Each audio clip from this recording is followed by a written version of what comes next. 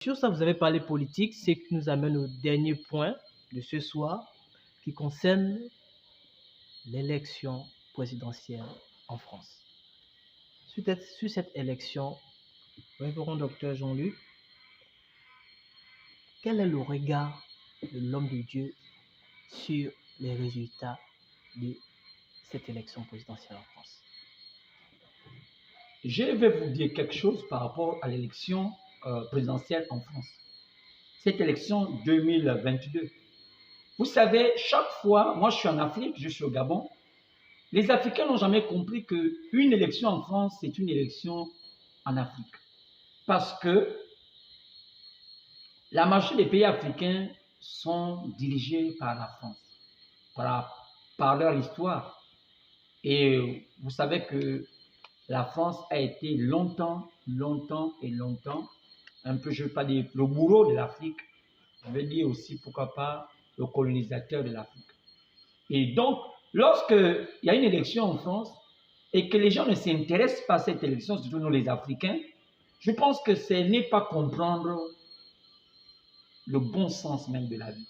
Parce que la France est un peu comme une mère patrie pour l'Afrique, pour un bon nombre de pays africains. Que ce soit de l'Ouest, que ce soit du Centre, que ce soit même de l'Est, il y a beaucoup de pays africains qui sont sous la coupole, sinon qui sont influencés par le pouvoir français, par leur politique. Bon. Quand on parle de cette élection, ça doit nous interpeller. Aujourd'hui, nous avons vu au premier tour, il y a eu beaucoup de tendances qui se sont levées. On a vu Zemmour, on a vu Mélenchon, on a vu tous ces hommes-là. Bon, j'ai cité un peu tous ceux qui ont vraiment marqué. On a vu celle du Parti Socialiste, celle de la droite, Hidalgo, et on a vu aussi Marine Le Pen. On a vu enfin le président sortant, Emmanuel Macron. Je vous dis sérieusement, sincèrement, en tant qu'homme de Dieu et même en tant qu'humain. Si aujourd'hui, on ne peut pas voir la démagogie et la mascarade, vous voyez, c'est triste qu'aujourd'hui, la France donne des leçons à certains pays, même les pays africains, à voir le Mali et tout cela. On parle de démocratie, on parle de pays de démocratie. J'essaie de suivre des journaux, sinon des chaînes d'information françaises. Celle-ci, ou je ne sais pas quoi, TF1, toutes ces histoires-là, je ne vais pas les citer, France 24 et tout le monde là, News. Je suis dessus de comprendre que dedans, il y a une forme de mascarade qui valide la fausseté avant même que l'issue finale soit proclamée. Et je me suis rendu compte qu'il y a un acharnement des journalistes français contre Madame Marine Le Pen. Parce que derrière ça, c'est comme si, vous voyez, vous savez, quand on parle de colonisation, moi j'ai souvent dit que il y a des gens qui colonisent des pays, mais il y a des pays qui colonisent leur propre peuple. Par exemple, un dictateur colonise son peuple. On va dire par exemple que un monsieur, par exemple, la Russie n'a jamais fait de colonisation, mais la Russie a fait la colonisation sur son propre peuple. Et c'est ce que la France fait. Quand vous regardez aujourd'hui les chaînes d'information, qui, nuit, matin, midi et soir, ils inventent les histoires des instituts de sondage qui sont de la mascarade. Et chaque fois, c'est des instituts qui orientent la pensée des autres. Ils orientent aujourd'hui chaque fois, c'est Macron qui est en tête, c'est Macron qui est en tête, c'est Macron. Même quand on voit l'opinion, Macron n'est pas en tête, mais il y a toujours ces chaînes-là qui viennent là pour dire que non, on va vous faire comprendre. On ne sait même pas sur quelle base ils font leur sondage. Donc, ils vont interviewer 5 personnes et quand ils voient que... Mais nous, au Gabon, on a eu juste ce cas-là, au temps de Mabongo, des instituts de sondage. J'ai oublié même des noms, j'allais peut-être les citer. On a fini par comprendre que c'était des montages. Les gens, un matin, le président leur donne de l'argent, ou bien il vient de nulle part, soit en France, soit je ne sais pas dans quel pays, financé par le pouvoir en place. Ils viennent et ils disent que non, nous sommes les transparents Siki, nous sommes ce que c'est là, nous sommes Gerflex ou quoi à l'époque, je parle du Gabon. Et ils viennent là pour dire nous sommes là pour contrôler l'élection. Mais à la fin, vous vous rendez compte que c'est une mascarade. Ils sont là toujours. Et c'est ça qui se passe aujourd'hui en France. Et j'aimerais insister que ces instituts de sondage en France, c'est de la mascarade, c'est n'importe quoi. Ici, un Français, bon, je comprends qu'aujourd'hui, les Français, je ne sais plus si c'est un pays, parce que quand on regarde là maintenant, ces hommes vivent aujourd'hui, je n'envie même pas les Français, parce qu'il y a ceux qui vivent en France parce qu'aujourd'hui, ils n'ont pas de quoi manger au bout de pain dans leur pays. Et vous savez qu'aujourd'hui, le meilleur commerce en France, c'est la prostitution, surtout les femmes africaines vont faire de la prostitution bien organisée et bien huilée. Parce que la prostitution, c'est pas se mettre dans la rue, mais la prostitution, c'est la manière dont on fait la démarche pour gagner son bout de pain, et cette démarche qui n'est pas propre, c'est une forme de prostitution, et c'est maintenant monnaie courante chez les Africains, les Africaines. Vous allez voir que c'est vraiment triste. Donc, ces instituts de sondage, je ne sais pas comment on appelle, qui viennent nous rabâcher tout le temps, oh non, tel en tête. Chaque fois, vous allez voir que quand ils ont commencé à le dire, c'est pour influencer l'électorat. Et vous allez voir qu'il y a aussi une chose qui vient de se passer. Pour la première fois, les Français commencent à rallier, soi-disant, il y a eu 200 000 personnes qui ne se sont pas inscrites à temps, il fallait les rallier. C'est exactement la fraude comme ça se fait en Afrique. Donc, ils trouvent tous des moyens pour dire, il y a tant qui n'ont pas fait. Parce que sachant que ceux-là, c'est un groupe qui est censé voter contre leur volonté. Alors, ils créent des choses, des lois. Donc, toute la magistrature, comme en Afrique, en France, est dirigée par le pouvoir et c'est toute une mascarade. Donc, cet acharnement contre la pauvre femme appelée, pas la pauvre, la dame appelée Marine Le Pen, c'est triste.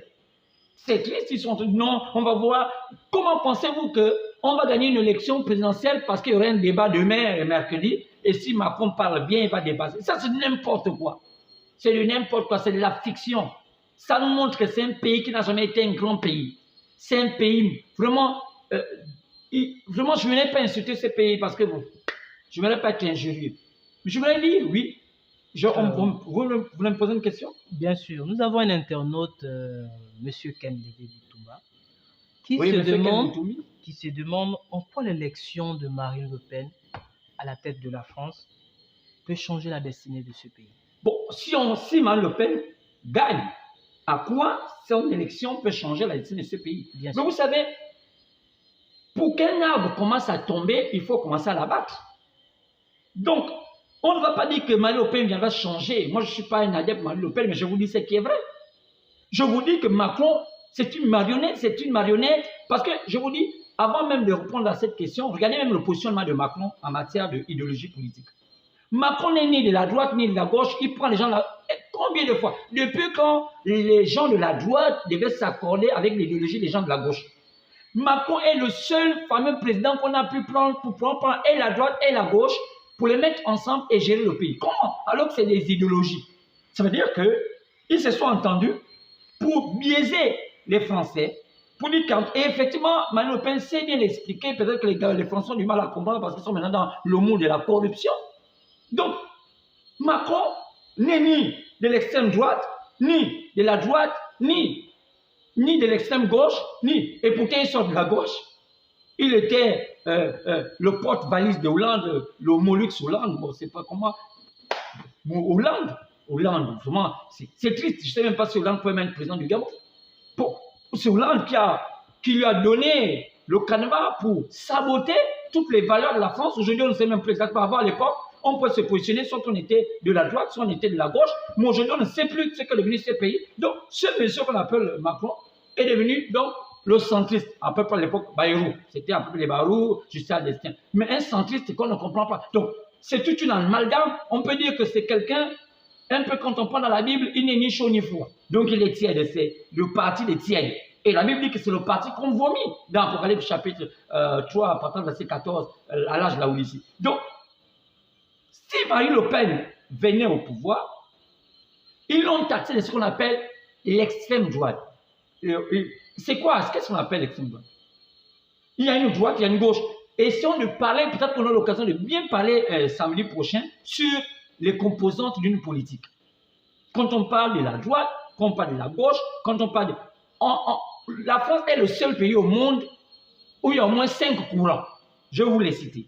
Ils appellent l'extrême droite, la droite, l'extrême gauche, la gauche, et après, le centre.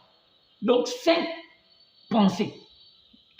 si on essaie de rentrer dans différentes pensées, la droite, l'extrême droite, la droite et l'extrême gauche et la gauche, vous allez comprendre que, sans compter le centre, c'est une mascarade idéologique.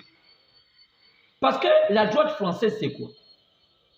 Je peux dire que c'est la continuité de la manière dont la France concevait la politique avec les rois. Mais ils ont simplement chassé les rois pour mettre désormais des républiques. Pour mettre désormais des républiques. Donc, on peut maintenant avoir des présidents. Et avec les parlements et toutes ces histoires-là. Mais, ils ont toujours comme petite idéologie, quoi, on voit, ils croient toujours ils sont un peu religieux. C'est-à-dire que vous allez voir à la droite, ils ont toujours un petit penchant vers le Vatican, je ne sais pas, vers le courant religieux. Et puis, ils défendent un peu les principes, les valeurs. Ils ne veulent pas qu'il y ait l'avortement. Ils ne veulent pas que... En réalité, les idéologies de la droite, c'est des conservateurs. On peut dire que ce sont des conservateurs, c'est ce qu'on appelle la droite. La gauche, c'est ceux-là. On pourra bien expliquer ça samedi, à la deuxième partie. Vous allez voir, maintenant, oui. Non, je vais terminer dans la partie de la question. Donc, la vue de Marine Le Pen, ce serait une manière de venir taper un coup de pied à la fourmilière. Il y a déjà eu trop de pourrissement. Il faut faire éclater ce pourrissement-là pour qu'une nouvelle France, à nouveau, essaie de renaître. Parce que s'il n'y a pas un commencement, s'il n'y a pas quelqu'un qui commence à battre cet arbre, c'est une France qui va demeurer à la dérive. Parce que, effectivement, la Marine Le Pen, peut-être elle ne pourra pas changer avec un coup de bâton magique, mais elle va au moins commencer à bousculer cet esprit mauvais qui a déjà incarné la France depuis qu'ils sont entrés dans les républiques et qui est en train de faire sentir, nous donner une odeur pourrie de la politique qu'on ne comprend même plus exactement le vrai sens de la politique. Donc, Marine Le Pen n'est qu'un catalyseur, comme avait fait Jeanne d'Arc, parce que je crois qu'elle est un peu dans la lancée des Jeanne d'Arc, et je crois que sa venue-là va quand même amener un petit souffle nouveau, même à la politique africaine. Qu'on fasse très attention, nous les Africains, car vous allez voir que même si c'est une femme, nous ne pensons pas qu'elle va changer, mais elle va quand même commencer à faire quelque chose parce que Dieu a une manière de faire. Je dis, c'est Dieu a une manière de faire, même dans la transition, il utilise parfois les femmes, il en a montré même dans la Bible. Donc c'est pourquoi je disais clairement que elle ne va pas changer, mais elle va commencer à apporter un plus dans le changement, dans la nouvelle France. Donc, merci, révérend. Et ce qui nous tient, comme vous dites, on aura besoin vraiment de temps pour détailler tout ça. Oui, pour samedi, pour la deuxième partie. Je pense que samedi, les internautes, ne vous inquiétez pas, il y aura assez de temps. Le révérend va nous accorder de son temps samedi pour éclore tout cela. Ce qui nous amène au terme sur une dernière question donnée par M. Ken Levy, qui se demandait est-ce que ce ne serait juste pas un changement d'acteurs politiques, mais d'une même gouvernance et une même pratique politique sociale. Il aimerait savoir un peu sur ce point-là. Est-ce que ce ne sont pas les mêmes gouvernants qui reviennent, mais exactement, les mêmes pratiques et tout. La question de M. Ken Levy, c'est que est-ce que la venue par exemple de Marine Le Pen, si c'est elle, parce qu'il insiste sur Marine Le Pen, devenir plus, est-ce que ce ne serait pas la même continuité parce qu'ils ont les mêmes acteurs politiques? Mais vous savez, même lorsque lorsque le monde fut, il y a eu un premier jour, un deuxième jour, un troisième jour. Donc, un changement, ce n'est pas en un jour. À part si aujourd'hui les Français ne voient pas ce qu'on appelle avoir un changement. C'est un pays mort. C'est un pays qui vit sur perfusion. Les Français sont reconnus en Europe comme étant les plus grands paresseux. Chaque fois, même leur fameux président Macron les a appelés feignants. Même si aujourd'hui ils ne comprennent pas que Macron disait certaines vérités qu'ils étaient des feignants. Sarkozy les a même traités de feignants. Donc, vous avez remarqué que ce n'est pas Marine Le Pen qui doit changer. C'est un catalyseur. Et je vais vous faire comprendre l'histoire de France. Quand je parle de Marine Le Pen par rapport même au symbole, ils ont une dame appelée Jeanne d'Arc, qui aujourd'hui même, le père Le Pen, qui est le fondateur de ce parti, qui a un peu muté, qui a changé, qui a essayé un peu de prendre notre tenue parce qu'on le diabolisait ce parti. Je ne sais pas pourquoi. Ce père essaie de se référer à Jeanne d'Arc. Mais qui est Jeanne d'Arc? Cette femme des années 1400 qui a porté au pouvoir Charles VII. Charles VII l'a trahi. Regardez comment ce peuple a été toujours un peuple faux. Ils ont une personne à qui Dieu les envoie pour les libérer. Même si c'est une femme, mais aussi longtemps que c'est une personne qui fait la bonne cause. La bonne cause pour le peuple. Regardez comment c'est triste qu'ils vont prendre cette femme, Charles VII, que Jeanne d'Arc avait mis par sa force, l'Éternel avait donné la force, au pouvoir, va prendre encore Jeanne d'Arc, va la livrer aux Anglais qui étaient les ennemis. Et on va brûler Jeanne d'Arc au bûcher.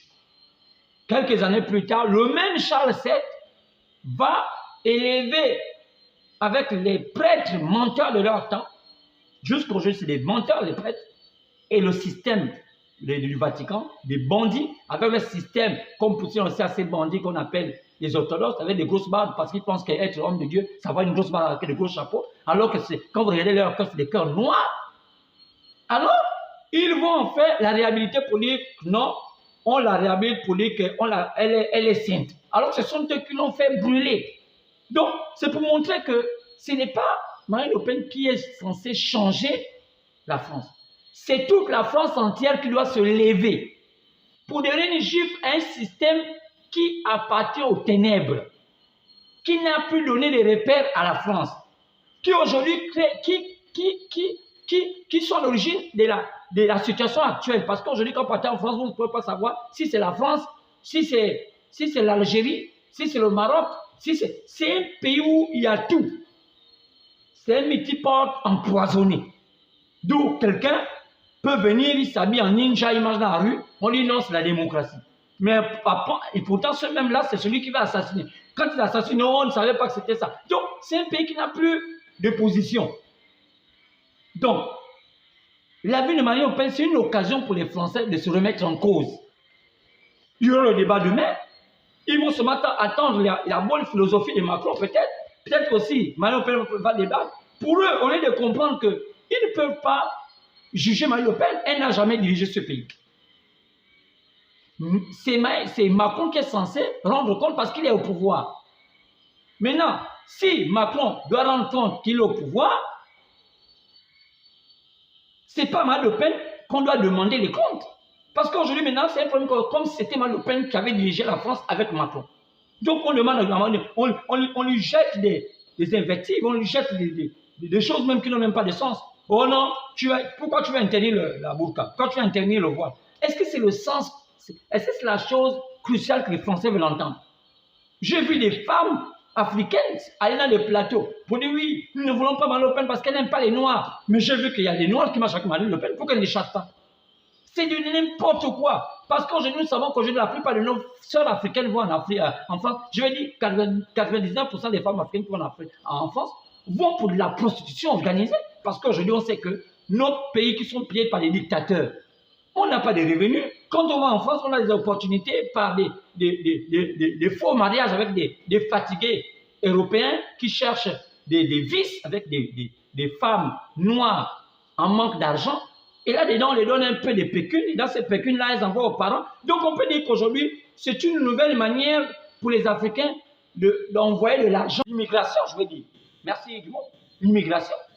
On doit réguler comme ça. Les gens ne doivent pas venir comme ça dans un pays et puis ils cherchent des moyens. Ils cherchent la carte bleue, la carte verte, c'est pas quelle carte qu'on leur donne là-bas. Ils cherchent à avoir le SMIC et pour chercher un peu d'argent. Ça, c'est n'importe quoi. Donc, je me dire que par rapport au problème de la France, je reprends, l'élection présidentielle française impacte l'Afrique. Et je vous dis, Macron, c'est vraiment un agent des ténèbres.